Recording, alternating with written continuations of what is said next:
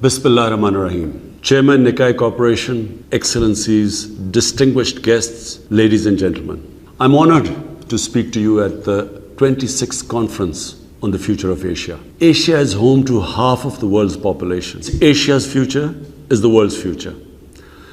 This is where the most dynamic economic growth, social change, technological advances, and human development have taken place in the last 50 years. This is where the course of history will be decided in the 21st century. Today, Asia and the world are at an important juncture. We confront unprecedented challenges, but we also have exciting opportunities to advance progress and prosperity. Our first priority at present is to confront and conquer the COVID-19 pandemic. This virus has created the worst global health, economic, and social crisis in the past 100 years. It has infected hundreds of millions, killed over 3 million people, reversed economic growth, enlarged poverty, and worst of all, created huge unemployment. Unless fully contained, it could create social chaos and threaten peace and security in Asia and elsewhere in the world. No one will be safe, unfortunately, until everyone is safe.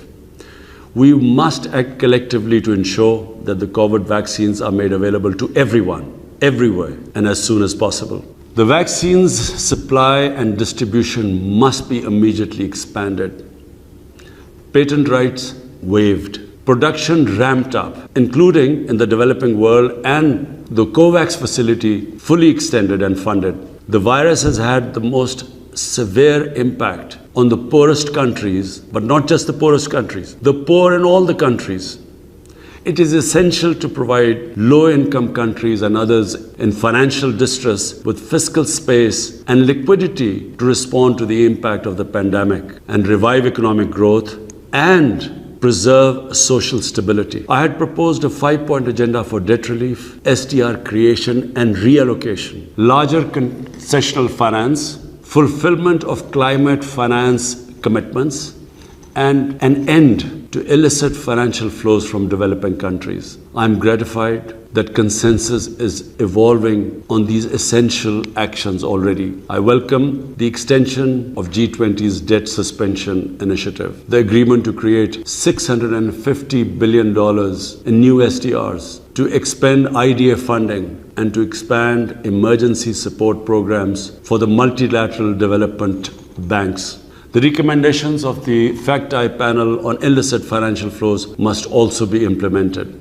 To ensure rapid recovery, we in Asia and elsewhere must keep economies open, revive disrupted supply chains, and resist protection temptation. If Asian and other countries are to achieve the Sustainable Development Goals by 2030 and net zero carbon emissions by 2050, we will need to invest massively in new and sustainable infrastructure, energy, transportation, housing, agriculture, and industry. Both public and private investment should be mobilized to this end. The less developed countries must be helped to prepare a pipeline of sustainable infrastructure projects. To attract private investment, such projects will need to be de-risked through blended finance and investment guarantees and incentives. We must also continue to mobilize science and technology to accelerate sustainable growth through targeted research on innovations and applications required to advance the sustainable development and environmental goals. The rapid digitalization of economies is essential to ensure dynamic growth. The digital divide between advanced economies, where 87% of people are online, and the poorest countries, where only 19% have internet access, must be bridged. Otherwise, the divergence in growth trajectory of advanced and developing economies will widen further. This will require expanded investment in digital hardware and software. Resilient and dynamic economic growth, particularly in Asia, depends significantly on greater integration and physical connectivity. China's Belt and Road Initiative provides the important pathway to such regional integration across the Asia-Pacific region and beyond. We welcome proposals from Japan and others to support and finance quality infrastructure in Asia and elsewhere. The China-Pakistan Economic Corridor is a flagship project of the Belt and Road Initiative. It has generated economic activity, employment, and will enhance bilateral and regional trade. Pakistan has invited all friendly countries to join in investing in the several economic industrial zones being established under the CPEC umbrella. Pakistan looks towards serving as a geo-economic hub connecting the economies of Central Asia, South Asia, West Asia, and beyond. These sub-regions are the areas which possess greatest potential for dynamic new growth to Asia. This potential cannot be fully unleashed until we resolve the outstanding conflicts and disputes in this region. Pakistan has actively supported the peace process in Afghanistan. As foreign forces withdraw from Afghanistan, it is imperative to redouble efforts to promote the peace process between the Afghan parties. As I have said over the years, there is no military solution to the conflict. Pakistan hopes that the violence will be sharply reduced and the Afghan parties will engage constructively to secure an inclusive, broad-based and comprehensive political settlement. Pakistan desires peaceful, cooperative relations with all its neighbors, including India. But India must stop the human rights violations in occupied Jammu and Kashmir and revisit the unilateral measures it took on 5th August 2019.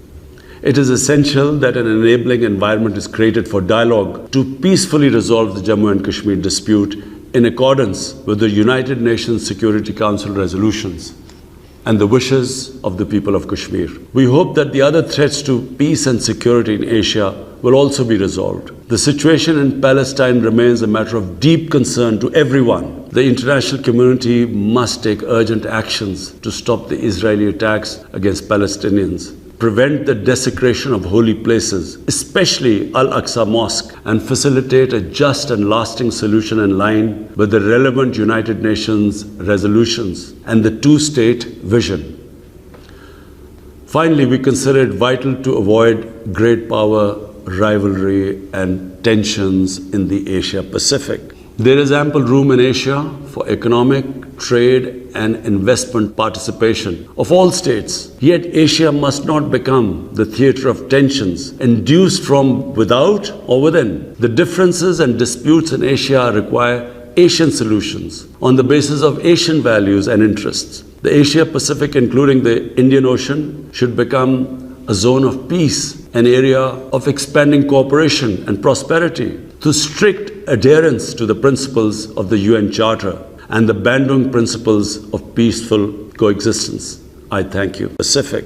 There is ample room in Asia for economic, trade and investment participation of all states. Yet Asia must not become the theatre of tensions induced from without or within. The differences and disputes in Asia require Asian solutions on the basis of Asian values and interests. The Asia-Pacific, including the Indian Ocean, should become a zone of peace, an area of expanding cooperation and prosperity, through strict adherence to the principles of the UN Charter and the Bandung principles of peaceful coexistence. I thank you.